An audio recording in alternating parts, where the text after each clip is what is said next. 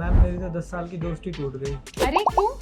Ma'am मेरे दोस्त बहुत पॉलिटिक्स करते थे। पॉलिटिक्स करते थे मतलब नेता थे वो? अरे नहीं मैम, पॉलिटिक्स का मतलब तो आप समझ ही सकते हो, झूठ बोलता था, मैनिपुलेट करता था, लोगों को भड़काता था। अच्छा, एक मिनट, क्या आपको भी लगता है कि पॉलिटिक्स का मतलब है झूठ बोलना, करप्शन करना, लोगों को धोखा देना?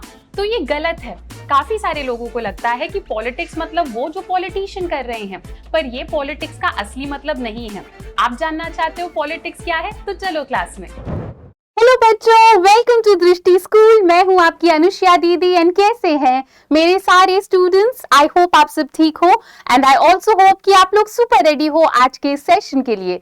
आगे बढ़ने से पहले जिसने भी ज्वाइन कर लिया है क्लास को, जल्दी से कमेंट सेक्शन भर दो, मुझे आइडिया लग जाए हमारे स्टूडेंट्स आ गए हैं क्लास में। फिर हम स्टार्ट करते हैं अपना आज का ये सेशन। तो आज के क्लास में हमें कवर करना है अपना प्यारा सा chapter political theory and introduction, है ना। तो बेसिकली इस चैप्टर में आपको समझाया जाएगा कि पॉलिटिकल थियोरी होता क्या है और इस पूरे बुक में आप क्या पढ़ोगे और पॉलिटिकल थियोरी पढ़ना इंपॉर्टेंट क्यों है। ठीक है, इजी और इंटरेस्टिंग सा चैप्टर है। जल्दी से हम लोग स्टार्ट करते हैं। तो क्या कहा जा रहा है आपसे चैप्टर के शुरुआत में? आपसे कहा जा रहा है कि हम जो ह्यूमंस हैं, जो इंसान होते हैं, वो कुछ मामलों में बहुत यूनिक हैं। हम बाकी एनिमल्स से बहुत अलग हैं। क्यों? क्योंकि हम लोग रीजनिंग कर सकते हैं। रीजनिंग मतलब हम लोग सोच सकते हैं कि ऐसा क्यों, वैसा क्यों नहीं। इसके अलावा हम आपस में एक दूसरे से बहुत आराम से इजीली कम्युनिकेट कर सकते हैं, है ना। अगर मुझे लगता है कि कुछ गलत हुआ है तो मैं आराम से आप लोगों के साथ डिस्कस कर सकती हूँ, आराम से मैं आप लोगों को समझा सकती हूँ। तो इन दो मामलों में ह्यूमन बीइंग्स बहुत अलग होते हैं। हम आराम से एक दूसरे के साथ आइडियाज को शेयर कर सकते हैं। हम ये भी डिस्कस कर सकते हैं कि क्या सही है और क्या गलत है।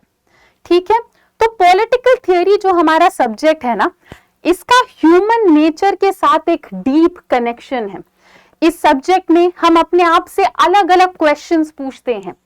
हम सोसाइटी को ऑर्गेनाइज कैसे करें, हमें गवर्नमेंट की जरूरत क्या है, गवर्नमेंट को और बेहतर कैसे बनाया जा सकता है, अच्छे कानून कैसे बनाएं, क्या कानून बनाने के वजह से हमारी आजादी के ऊपर असर पड़ता है, एज सिटीजन हमारी जिम्मेदारियां क्या क्या हैं।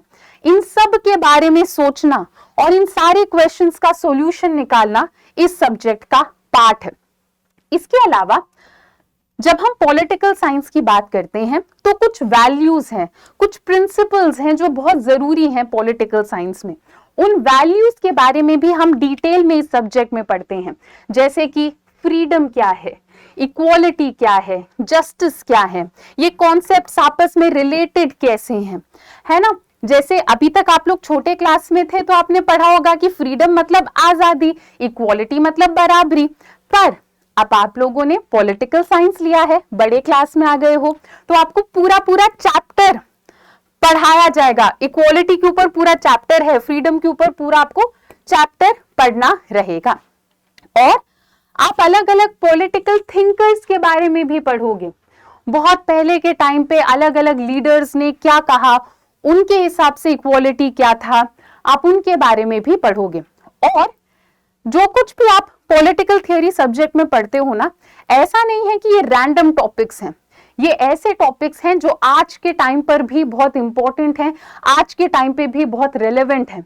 जब आप स्कूल जाते हो, शॉप जाते हो, ट्रेन में बैठते हो, बस में होते हो या गवर्नमेंट ऑफिस विजिट करते हो, तो आपको अपने डे टू डे लाइफ में फ्रीडम और इक्वालिटी जैसे कॉन्सेप्ट्स नजर में आएंगे, है ना। कह रहे हैं जब आप पॉलिटिकल थियोरी को एडवांस्ड लेवल में पढ़ते हो तो इसमें यह भी आ जाता है कि देश के लिए अच्छे पॉलिसीज कैसे बनाएं, ठीक है, देश को और डेमोक्रेटिक कैसे बनाएं, एजुकेशन, एम्प्लॉयमेंट से रिलेटेड अच्छे कदम कैसे लें, ये सब भी पॉलिटिकल थियोरी का पार्ट है। ठीक है, तो ओवरऑल पॉलिटिकल थियोरी ये जो सब्जेक्ट है, ये हमें एक अच्छा सिटीजन बनाता है और ये हमें एक लॉजिकल तरीके से सोचना सिखाता है। तो जब तक आप लोग ये चैप्टर मेरे साथ खत्म करोगे, आपको समझ में आ जाएगा कि पॉलिटिक्स क्या होता है, पॉलिटिकल थियोरी क्या है और हमें पॉलिटिकल थियोरी पढ़ने की जरूरत क्या है। क्लियर? तो यहां तक तो इंट्रोडक्शन था, है ना। यहां से आपका पहला टॉपिक स्टार्ट हो रहा है। तो पहला टॉपिक है हमारा व्हाट इज पॉलिटिक्स। पॉलिटिक्स क्या होता है? तो पॉलिटिक्स का मतलब, आप जिससे भी पूछोगे आपको अलग अलग आंसर सुनने को मिलेंगे। फॉर एग्जाम्पल, अगर आप किसी नेता से पूछोगे कि पॉलिटिक्स क्या होता है, तो चांसेस आर कि वो नेता क्या कहेंगे, वो कहेंगे कि मेरे लिए तो पॉलिटिक्स का मतलब है जनता की सेवा करना, है ना। पर अगर आप जनता से पूछोगे कि पॉलिटिक्स क्या होता है, तो चांसेस आर कि वो लोग आपको जवाब देंगे कि पॉलिटिक्स का तो मतलब है कि ये नेता लोग हमसे झूठ बोलते हैं, हमें धोखा देते हैं, हमें मैनिपुलेट करते हैं। तो डिपेंडिंग ऑन पर्सन पॉलिटिक्स का मतलब चेंज हो सकता है। और पता है, थोड़ी सी सैड बात है ये कि हम में से काफी लोग पॉलिटिक्स शब्द को एक नेगेटिव मैनर में लेने लगे हैं। जैसे आपने क्लास स्टार्ट होने से पहले एक वीडियो देखी होगी जहां पे मैं भैया से बात कर रही थी, तो भैया ने क्या कहा, भैया ने सिंपली कहा कि मेरी एक बहुत पुरानी दोस्ती टूट गई क्योंकि वो दोस्त पॉलिटिक्स कर रहा था। तो भैया के हिसाब से पॉलिटिक्स मतलब कुछ बुरा है, किसी को धोखा देना, किसी से झूठ बोलना, है ना। तो बहुत सारे लोगों को ऐसा ही लगता है बच्चों कि पॉलिटिक्स का मतलब है जो पॉलिटिशियन कर रहे हैं वही पॉलिटिक्स होता है। अगर पॉलिटिशियन कोई बहुत बड़ा स्कैम कर रहे हैं तो लोगों को लगता है कि अच्छा, पॉलिटिक्स का मतलब है स्कैम करना। अगर पॉलिटिशियन झूठ बोल रहे हैं तो लोगों को लगता है कि अच्छा, पॉलिटिक्स का मतलब है झूठ बोलना। ये सोचने का तरीका इतना कॉमन हो गया है कि जब भी हमारे लाइफ में कुछ बुरा होता है तो हम पॉलिटिक्स शब्द को यूज करते हैं। आपने कभी नोटिस करा होगा कि कभी हमारे पापा लोग या मम्मी लोग ऑफिस से आते हैं और ऑफिस में उनका मन नहीं लग रहा होता, तो शायद वो कभी बोल देते होंगे कि ऑफिस में तो बहुत पॉलिटिक्स चल रही है ना। या स्कूल में आपने ये शब्द सुना होगा। तो बहुत सारे लोग जब भी उनके साथ बुरा हो रहा होता है वो कह रहे होते हैं कि हमारे साथ तो पॉलिटिक्स हो रही है ना। तो बहुत सारे लोगों को आपने ये भी बोलते हुए सुना होगा कि पॉलिटिक्स जैसी चीजें मेरे लिए नहीं है, मैं तो अच्छा इंसान हूं, मैं झूठ नहीं बोल सकता, इसीलिए मैं पॉलिटिक्स से दूर रहता हूं। बहुत सारे लोग शायद पॉलिटिक्स को पसंद भी नहीं करते, उन्हें लगता है पॉलिटिक्स कोई नेगेटिव चीज है जिससे उन्हें दूर रहना चाहिए। आपने अक्सर बड़े बड़े बिजनेसमैन को कहते हुए सुना होगा कि मुझे पॉलिटिक्स बिल्कुल पसंद नहीं है, पर फिर भी बड़ी बड़ी पॉलिटिकल पार्टीज उन बिजनेसमैन के अलग अलग बिजनेस को फंडिंग दे रही होती हैं। आपने एक्टर्स को भी बोलते हुए सुना होगा कि मुझे तो पॉलिटिक्स बिल्कुल नहीं पसंद, पर जैसे ही उन्हें कोई मौका मिलता है वो जल्दी से जाके पॉलिटिकल पार्टी को ज्वाइन कर लेते हैं। तो कह रहे हैं कि ये कन्फ्लिक्टिंग इमेज है। कन्फ्लिक्टिंग इमेज मतलब एक तरफ हमें लग रहा है कि पॉलिटिक्स तो कोई बहुत बुरी चीज है, पर दूसरी तरफ हम लोग पॉलिटिकल साइंस के स्टूडेंट्स हैं, हम लोग पॉलिटिक्स के बारे में पढ़ेंगे तो हमें दूसरी तरफ पता है कि नहीं, पॉलिटिक्स कोई अच्छी चीज है जिसके बारे में पढ़ना चाहिए। तो है क्या पॉलिटिक्स? आप ये समझो कि पॉलिटिक्स चाहे अच्छा हो या बुरा हो, पॉलिटिक्स एक ऐसी चीज है जिसके बिना हमारी सोसाइटी फंक्शन नहीं कर सकती। ये हमारे सोसाइटी का इंटीग्रल पार्ट है। पॉलिटिक्स के बिना सोसाइटी में डिसीजन मेकिंग या सोसाइटी को फंक्शन कराना बहुत मुश्किल होगा।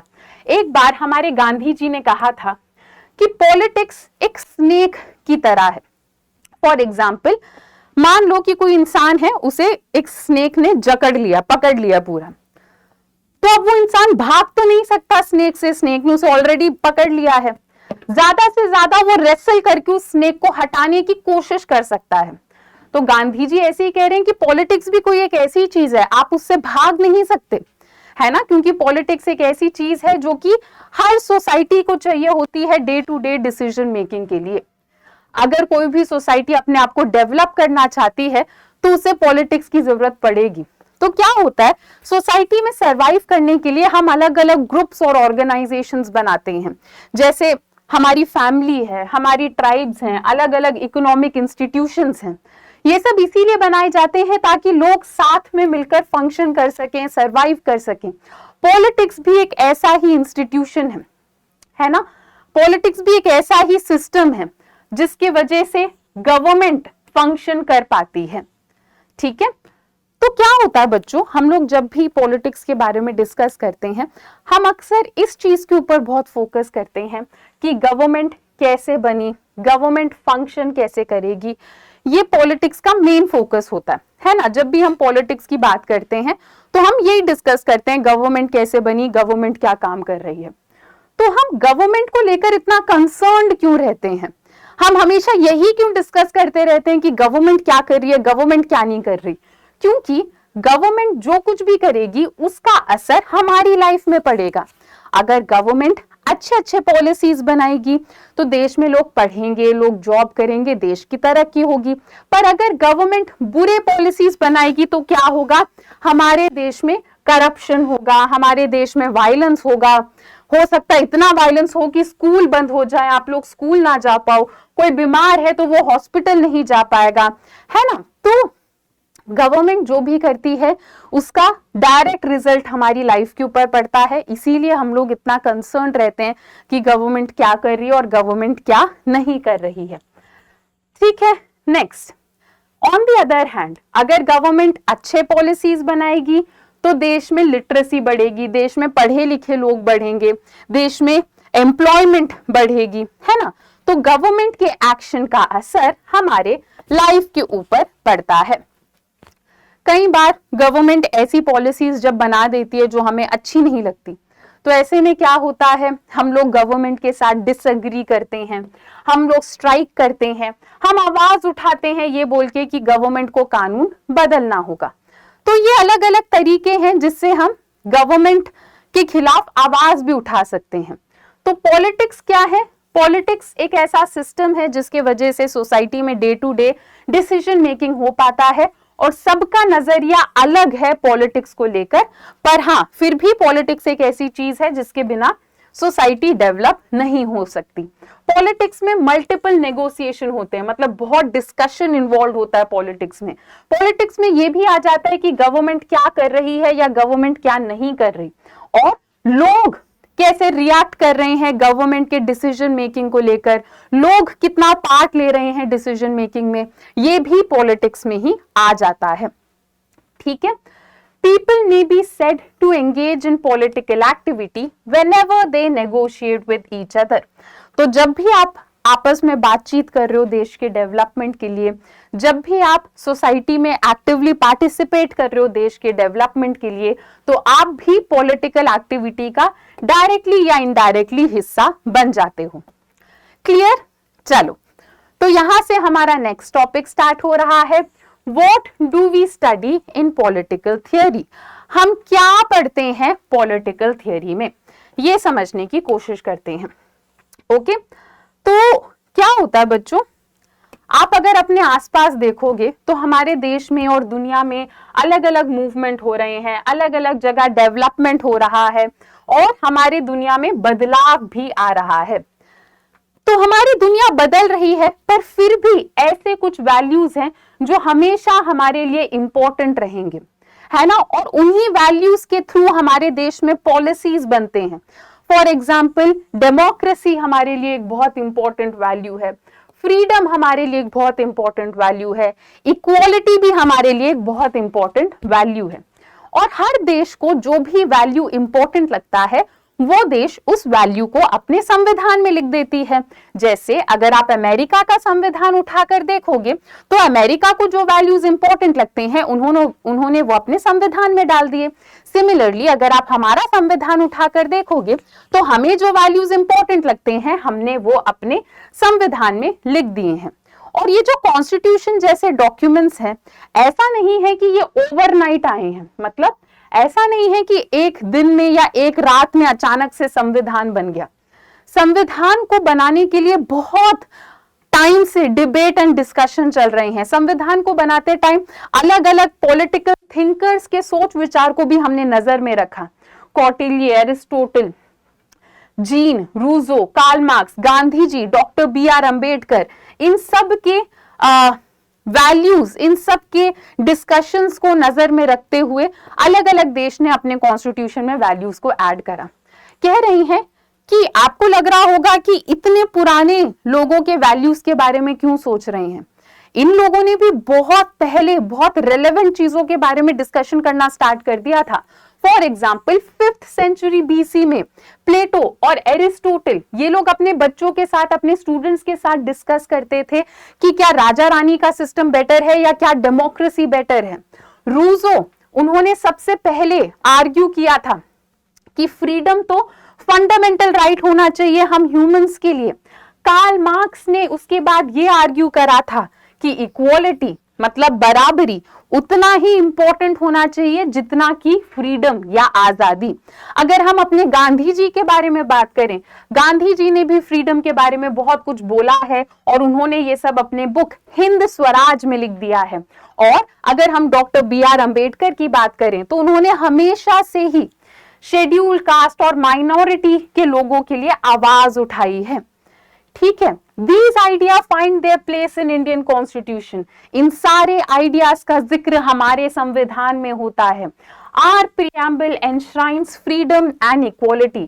अगर आप हमारे कॉन्स्टिट्यूशन का पहला पेज प्रियम्बल उठाकर देखोगे तो उसमें भी फ्रीडम और इक्वालिटी का जिक्र किया जाता है। हमारे संविधान के फंडामेंटल राइट्स में भी इक्वालिटी का जिक्र किया जाता है। हमारे देश में अनटचेबिलिटी को हमने बैन कर रखा है, अबॉलिश कर रखा है। गांधीयन प्रिंसिपल्स का भी जिक्र हमारे directive principles of state policy में होता हुआ दिखेगा। हो सकता है अभी आपको डीपीएसपी ना पता हो कि क्या होता है, क्योंकि ये आपको सेकेंड चैप्टर में पढ़ाया जाता है दूसरे बुक के, है ना। अभी के लिए आप समझो कि ये कुछ गाइडलाइंस हैं जो हमारे संविधान में लिखी हैं गवर्नमेंट के लिए। तो पॉलिटिकल थियरी एक ऐसा सब्जेक्ट है जिनमें आप ऐसे आइडियाज और प्रिंसिपल्स के बारे में पढ़ोगे जो हमारे संविधान में लिखे गए हैं। ऐसे आइडियाज एंड प्रिंसिपल्स जो पॉलिटिकल साइंस में इंपॉर्टेंट है, उन सब के बारे में सिस्टमैटिक तरीके से आप पॉलिटिकल थियरी में पढ़ोगे। आप गवर्नमेंट के बारे में भी डिस्कस करोगे। Freedom, equality, justice, democracy, secularism, ये सब क्या होता है इसके बारे में डिटेल में आप इस बुक के अलग अलग चैप्टर्स में पढ़ोगे। रूल ऑफ लॉ क्या होता है, सेपरेशन ऑफ पावर क्या होता है, जुडिशियल रिव्यू क्या होता है, ये सब भी आप आगे आने वाले चैप्टर्स में पढ़ोगे। ये चैप्टर एक इंट्रोडक्शन है ना। पावर डिवाइड करना जरूरी क्यों है, जुडिशरी के हाथ में, कोर्ट के हाथ में क्या पावर्स रहती हैं, क्या कानून सबके लिए सही में बराबर होता है, इन सब चीजों के बारे में आप इस बुक के आगे आने वाले चैप्टर्स में पढ़ोगे। और अलग अलग पॉलिटिकल थिंकर्स के क्या ओपिनियन रहे हैं ये भी हम ब्रीफ में अलग अलग चैप्टर्स के बीच में डिस्कस करते रहेंगे। कह रहे हैं रूसो, कार्ल मार्क्स या गांधी जी ये पॉलिटिशियंस नहीं थे, पर फिर भी इन्होंने ऐसी चीजें कही जिसका प्रभाव पॉलिटिकल साइंस के ऊपर बहुत ज्यादा है, इसीलिए हम लोग इनके ओपिनियंस और डिस्कशन को डिस्कस करेंगे। ठीक है, next, political theorist also reflect upon our current political experience and point out trends and possibilities for the future. जब आप अलग अलग पॉलिटिकल थियरिस्ट के बारे में पढ़ोगे तो आप उनकी बातों को आज के टाइम के करंट अफेयर्स के साथ रिलेट करते हुए पढ़ोगे और धीरे धीरे आपको एक ट्रेंड समझ में आएगा पॉलिटिकल साइंस में कि हमारे देश में क्या क्या संभावनाएं हैं, फ्यूचर क्या हो सकता है हमारे देश का, ये भी आपको इस सब्जेक्ट के थ्रू धीरे धीरे समझ में आएगा। पर हो सकता है कि यहाँ पे हमारे कुछ बच्चे ऐसे हों जिनको लग रहा हो is all this relevant for us, क्या ये सारी चीजें आज के टाइम पर भी हमारे लिए इंपॉर्टेंट हैं? ठीक है, क्योंकि आप इस बुक में आजादी, डेमोक्रेसी, इक्वालिटी ये सब पढ़ोगे तो शायद आपको लग रहा हो कि दीदी हमें तो 1947 में आजादी मिल गई थी, है ना, तो हम अब भी ये सब क्यों पढ़ रहे हैं? आजादी तो मिल गई तो अब फ्रीडम के बारे में क्यों पढ़ाया जा रहा है? तो ये बात तो सच है कि इंडिया को आजादी मिल गई है, पर इंडिया में अभी भी बहुत सारी चीजें हैं जिसके ऊपर हमें काम करने की जरूरत है। क्या आप में से कोई ऐसा बोल सकता है कि हमारे देश में 100% फ्रीडम है या हमारे देश में हर जगह 100% लोग बराबर हैं, इक्वालिटी है? बोल सकते हो क्या आप लोग? नहीं बोल सकते। कैसे नहीं बोल सकते? अभी आपको एक एग्जाम्पल देकर समझाया जा रहा है। हमारे देश में अभी भी गरीबी है, कास्ट के आधार पे भी बहुत सारे इलाकों में भेदभाव चल रहा है ना। बहुत सारे लोगों को अपने पॉलिटिकल या फंडामेंटल राइट्स मिल नहीं पा रहे हैं। तो काफी सारे लोग ऐसे हैं जिनके लिए इक्वालिटी या फ्रीडम अभी भी एक सपना है। जैसे आप लोग स्कूल जाते हो, आप लोग मेरे साथ पढ़ते हो, सोचो इंडिया में कितने ऐसे लोग हैं जिनके पास बिल्कुल पैसे नहीं है अपने बच्चों को स्कूल भेजने के लिए। उनके लिए स्कूल में जाना या यूट्यूब से पढ़ना या दृष्टि के ऐप से पढ़ना, किसी भी ऐप से पढ़ना उनके लिए शायद एक सपने की तरह है। तो कह रहे हैं बहुत सारे बच्चों के लिए freedom is still a distant dream, आजादी उनके लिए अभी भी एक बहुत दूर का सपने की तरह है ना, एक सपने की तरह है जिसे वो पा नहीं पा रहे हैं। नेक्स्ट क्या कह रहे हैं आपसे, freedom is guaranteed in our constitution, we encounter new interpretations all the time. कह रहे हैं कि वैसे तो फ्रीडम जो है इसका जिक्र हमारे संविधान में किया जाता है, पर टाइम के हिसाब से किसी शब्द का मतलब चेंज हो सकता है, टाइम के हिसाब से संविधान को समझने का तरीका भी चेंज हो सकता है ना। आपको एक एग्जाम्पल दिया गया, क्या आप में से यहाँ पे कोई चेस खेलता है बच्चों, है ना? मुझे जरा कमेंट्स में बताना यस और नो। अगर चेस नहीं तो आप लोग कुछ ना कुछ तो स्पोर्ट्स खेलते होगे, हो सकता है आप लोग फुटबॉल खेलते हो या फिर आप लोग क्रिकेट खेलते हो। तो क्या होता है, मान लो आप में से किसी बच्चे को मैंने चेस खेलना सिखा दिया, है ना, मैंने अभी बस आपको सिखाया कि पॉन एक स्टेप लेता है, क्वीन किसी भी डायरेक्शन में मूव कर सकती है। मान लो कि मैंने आपको सिर्फ बेसिक रूल सिखा दिए कि चेस कैसे खेला जाता है, पर क्या होगा, जैसे जैसे आप लोग चेस खेलोगे आप और भी समझते जाओगे कि चेस को कैसे खेलना है। जितने मैचेस आप करोगे आपके लिए चेस का मतलब और बढ़ता जाएगा, आप और सारी चीजें सीखोगे चेस में।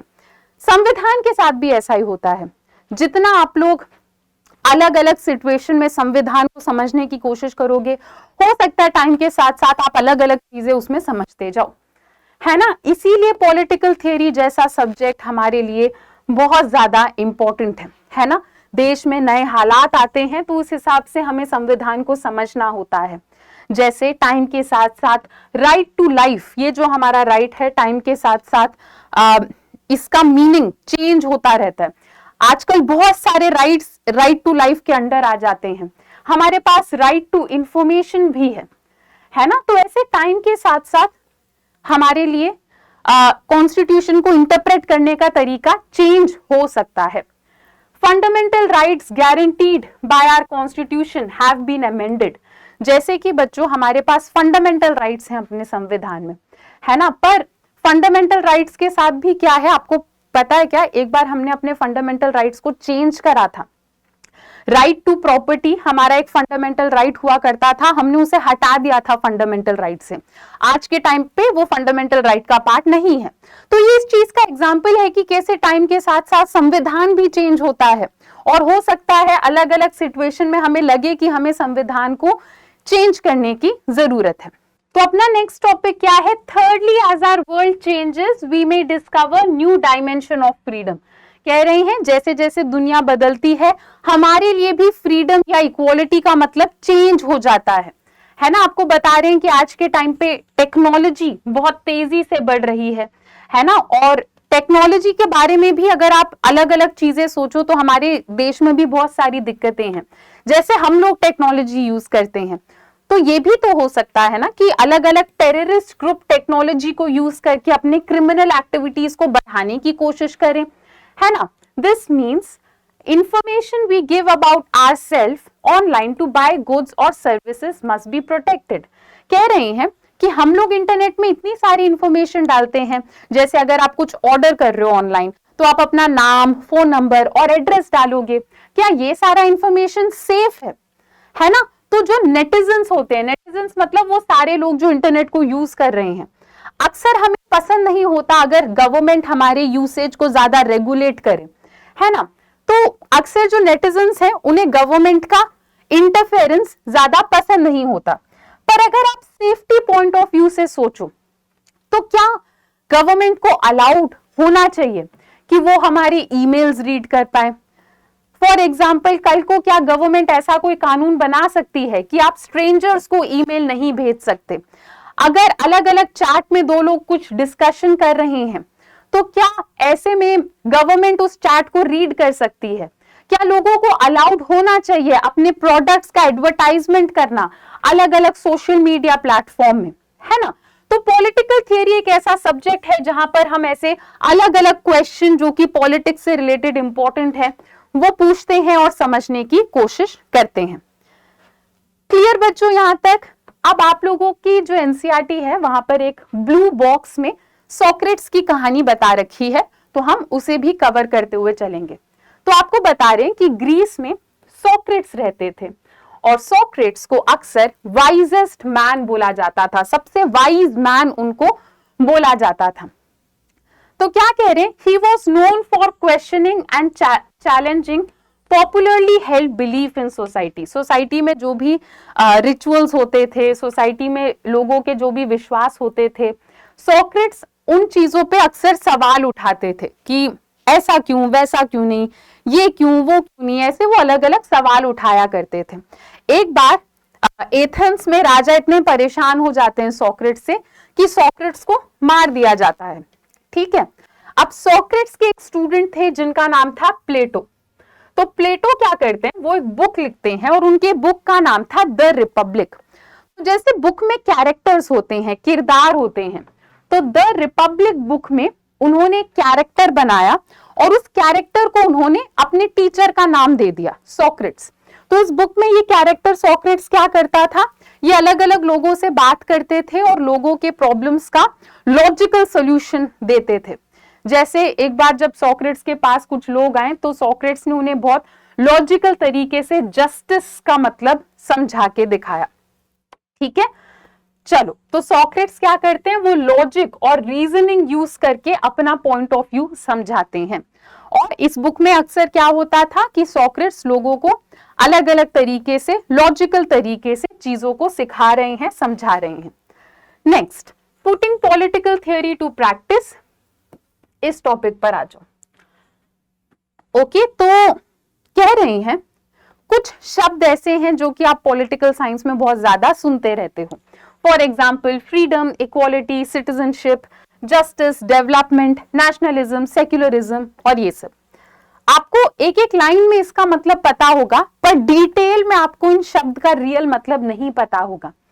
ठीक है, तो पॉलिटिकल थियरी में हम अक्सर अलग अलग चीजों के बारे में डिबेट करते हैं। इक्वालिटी का क्या मतलब है, इक्वालिटी हमारे लिए जरूरी क्यों है, क्या इक्वालिटी और फ्रीडम का मतलब सिचुएशन के हिसाब से चेंज हो सकता है, ये सब हम डिस्कस करते हैं। तो पॉलिटिकल थियरी जो सब्जेक्ट है ना, वो बहुत अलग है। मैथ्स जैसे सब्जेक्ट्स के कंपैरिजन में पॉलिटिकल थियरी जैसे सब्जेक्ट बहुत अलग होते हैं।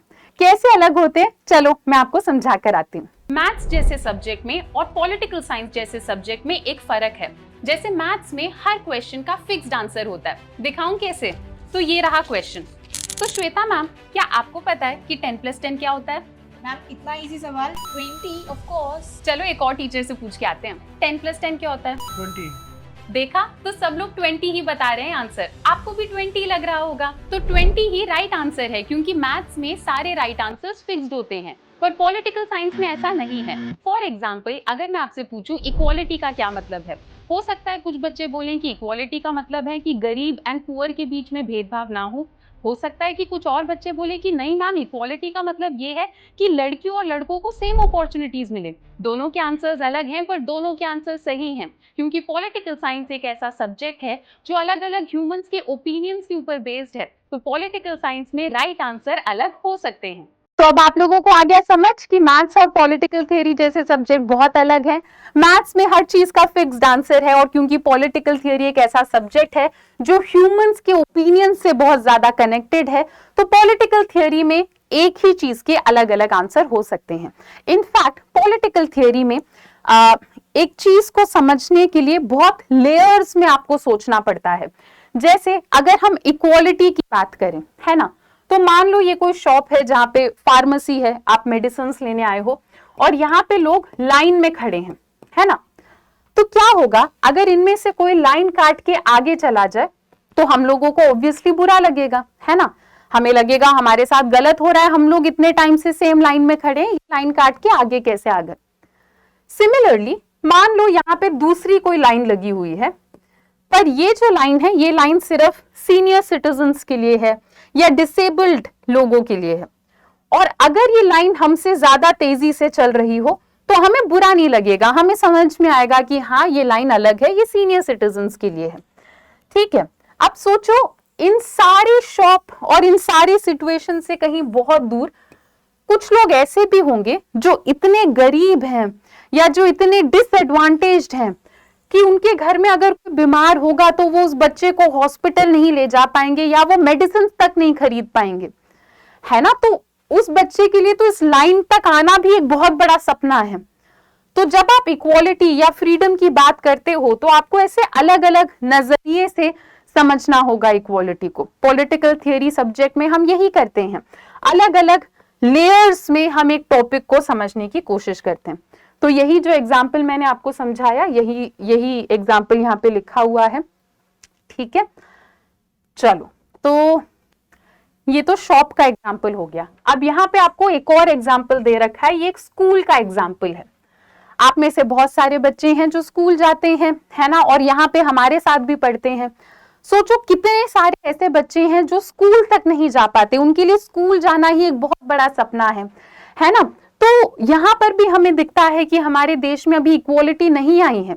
स्पेशली अगर हम गर्ल स्टूडेंट्स की बात करें, उन्हें अक्सर स्कूल नहीं भेजा जाता, स्कूल भेजा भी जाता है तो जल्दी उन्हें निकाल दिया जाता है स्कूल से, ये कह के कि उन्हें घर में बच्चों का ध्यान रखना है, या उनकी शादी करा दी जाती है जल्दी।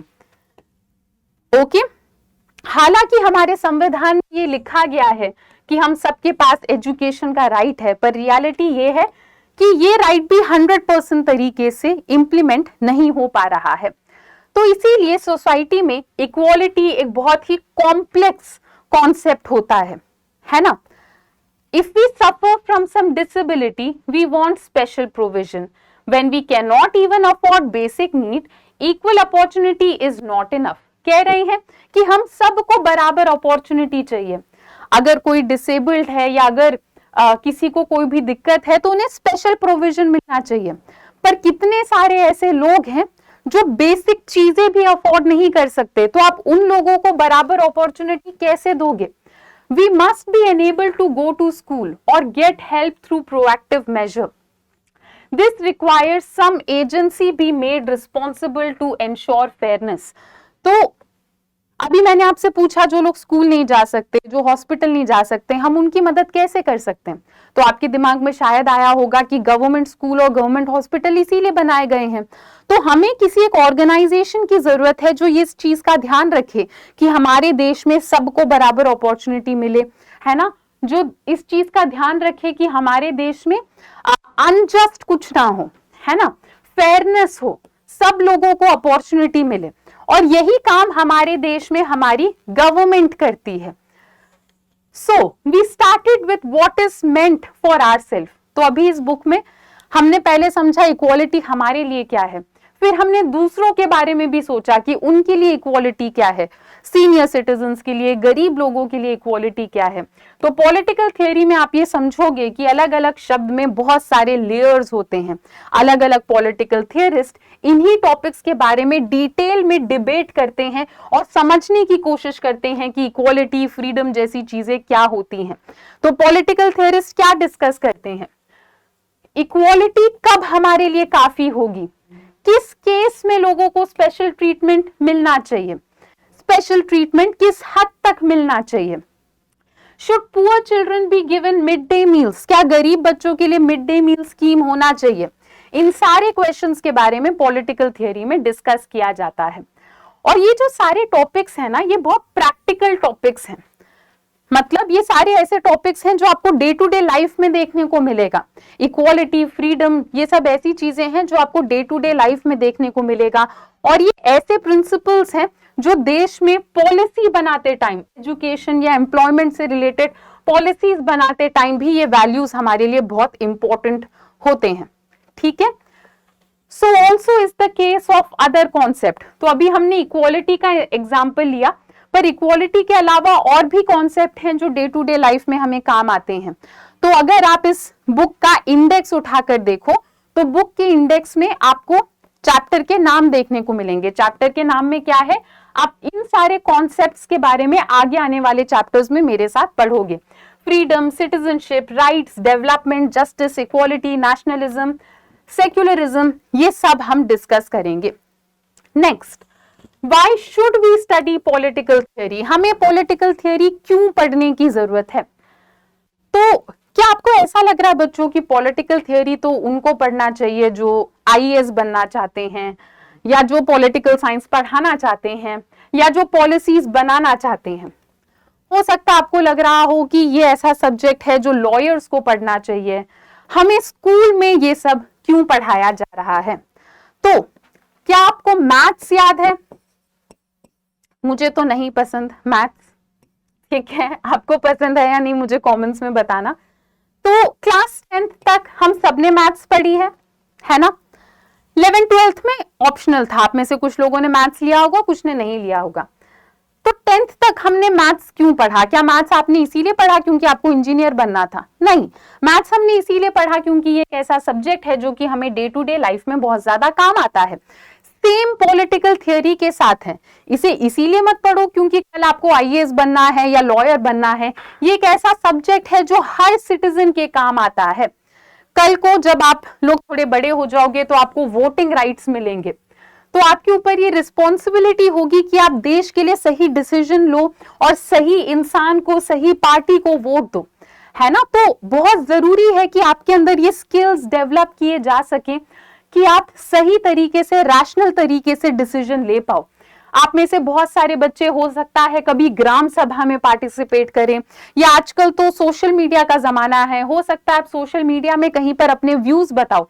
तो पॉलिटिकल थियरी एक ऐसा सब्जेक्ट है जो आपको लॉजिकल तरीके से, मैच्योर तरीके से डिस्कशंस हैंडल करने का स्किल देता है। एक एग्जाम्पल दे रखा है यहाँ पे जो कि बहुत इंटरेस्टिंग एग्जाम्पल है। क्या आप लोग कभी कॉन्सर्ट्स में गए हो? नहीं भी गए हो तो आपने सुना होगा कॉन्सर्ट का कॉन्सेप्ट। तो क्या आप लोग टेलर स्विफ्ट को जानते हो? या किसी भी म्यूजिशियन का एग्जाम्पल उठा लो। तो मान लो कल को टेलर स्विफ्ट इंडिया में आ गई, ठीक है, और टेलर स्विफ्ट परफॉर्म कर रही है, और मान लो कि जो भी ऑडियंस है, सारी ऑडियंस वो गाना नहीं गा रहे या सो गए या चुप है। ऐसे में टेलर स्विफ्ट क्या सोचेगी कि अरे यार पता नहीं कहाँ आ गई, जल्दी जल्दी गा के निकल जाती हूँ, है ना। पर अगर ऐसा हो कि टेलर स्विफ्ट परफॉर्म कर रही है और सब लोग क्लैप करें, सब लोग नाचें, सब लोग उनके साथ गाएं, तो क्या होगा? उनको बहुत बढ़िया लगेगा, है ना, वो और अच्छे से गाएंगी। सेम होता है हमारी गवर्नमेंट के साथ। तो जब गवर्नमेंट फंक्शन कर रही है, अगर तब हम लोग सोते रहेंगे, हम चुप रहेंगे, तो गवर्नमेंट अच्छे से शायद फंक्शन ना करे। पर अगर आप दिल से पार्टिसिपेट करोगे तो हो सकता है कि गवर्नमेंट थोड़ा अच्छे से फंक्शन करे, गवर्नमेंट को लगे कि लोग देख रहे हैं, लोग समझ रहे हैं, हमें अच्छे से काम करना होगा, ठीक है। नेक्स्ट, पॉलिटिकल थियरी आपको इसलिए भी पढ़ाया जाता है बच्चों क्योंकि ये कोई रैंडम सब्जेक्ट नहीं है। फ्रीडम, इक्वालिटी, सेक्युलरिज्म, ये सब ऐसी चीजें हैं जो कि हमें डे टू डे लाइफ में देखने को मिलती है। जब हम स्कूल जाते हैं, कॉलेज जाते हैं, मॉल जाते हैं, तो हर जगह हमें ये सारे कॉन्सेप्ट्स देखने को मिलते हैं। नेक्स्ट, कई बार ऐसा होता है कि हमें कोई ऑप्रेस कर रहा होता है। अगर आपको कोई नीचा दिखाए तो आपको बहुत बुरा लगेगा, है ना। पर कई बार ऐसा भी होता है कि हम किसी को नीचा दिखा रहे होते हैं और हमें समझ में नहीं आता, हमें लगता है कि हम सही तो कर रहे हैं, पता नहीं वो क्यों बुरा मान गया। तो पॉलिटिकल थियरी एक ऐसा सब्जेक्ट है जो आपको इन सारी चीजों के बारे में अवेयर करा देगा। आप पॉलिटिकल चीजों के बारे में अच्छे से मैच्योर और रैशनल तरीके से समझ पाओगे, ठीक है, मॉडरेट तरीके से आप सोच पाओगे। नेक्स्ट, आपको बोल रहे हैं कि हम में से जो बहुत सारे स्टूडेंट्स हैं, हम कंपटीशन में पार्ट लेना पसंद करते हैं, अलग अलग डिबेट्स में हमें पार्ट लेना पसंद है। तो अगर आप डिबेट कर रहे हो या अगर आप कोई स्पीच दे रहे हो तो भी पॉलिटिकल थियरी एक ऐसा सब्जेक्ट है जो आपको सही आर्ग्यूमेंट्स करने में हेल्प करेगा, जो आपको रीजनेबल तरीके से सोचने में हेल्प करेगा, ठीक है। तो पॉलिटिकल थियरी सब्जेक्ट की वजह से हम सिस्टमैटिक तरीके से जस्टिस या इक्वालिटी के बारे में समझ पाते हैं। Such skills of debating rationally and communicating effectively are likely to be great asset in the global informational order. तो ये जो स्किल्स हैं, सही तरीके से सोचना और कम्युनिकेट करना, ये ऐसे स्किल्स हैं जो कि आपको इंटरनेशनल वर्ल्ड में अपनी लाइफ में बहुत ज्यादा काम आएंगे। क्लियर? चलो, तो कन्फेटी टाइम बच्चों, फाइनली हमारा ये चैप्टर खत्म हो गया है। आई होप आप लोगों को ये चैप्टर इजी लगा, है ना। तो इजी लगा तो मुझे कमेंट्स में जरूर बताना। और अभी भागो मत, आप लोगों के लिए एक क्वेश्चन है, जिसको भी इस क्वेश्चन का आंसर पता है नीचे कमेंट्स में बता दो। आपको पता ही है मैं आपके सारे कमेंट्स पढ़ती हूँ और रिप्लाई भी देती हूँ, तो जिसको भी इसका आंसर पता है नीचे कमेंट्स में बता दो। Human beings are unique because they, human beings को यूनिक क्यों माना जाता है, ये हमने आज चैप्टर के फर्स्ट पेज में डिस्कस करा। ठीक है, ह्यूमन बींग्स को क्यों यूनिक माना जाता है। Option A, they possess power of reasoning and reflection. Option B, they are social beings and depend on society. Option C, they participate in politics. Option D, they never fight with one another. तो क्या कह रहे हैं, human beings unique क्यों होते हैं, क्योंकि हमारे पास रीजनिंग एंड रिफ्लेक्शन का पावर है। ऑप्शन बी, क्योंकि हम लोग सोशल बीइंग्स हैं। ऑप्शन सी, क्योंकि हम पॉलिटिक्स में पार्टिसिपेट करते हैं। ऑप्शन डी, क्योंकि हम एक दूसरे से कभी लड़ाई नहीं करते। ठीक है, तो जिसको भी आंसर पता है जल्दी से कमेंट सेक्शन में बता दो। आई होप ये सेशन आप लोगों को इंटरेस्टिंग लगा, इजी लगा। अगर ऐसा है तो मुझे कमेंट सेक्शन में जरूर बताना। सेशन को लाइक कर दो, सारे क्लासमेट्स के साथ शेयर कर दो। और अगर आपको इसके नोट्स चाहिए, जो भी मैंने आपको भी पढ़ाया है, अगर आपको ये नोट्स चाहिए तो हमारे टेलीग्राम चैनल को ज्वाइन कर लेना, जिसका लिंक आपको इसी वीडियो के डिस्क्रिप्शन में मिल जाएगा। और हाँ, चैनल को सब्सक्राइब कर लो, क्योंकि अभी सारे चैप्टर्स एक एक करके इस चैनल पर आने वाले हैं। डन, चलो, थैंक यू सो मच बच्चों, मिलते हैं हम लोग अपने नेक्स्ट क्लास में। Till then, bye bye, take care and thank you.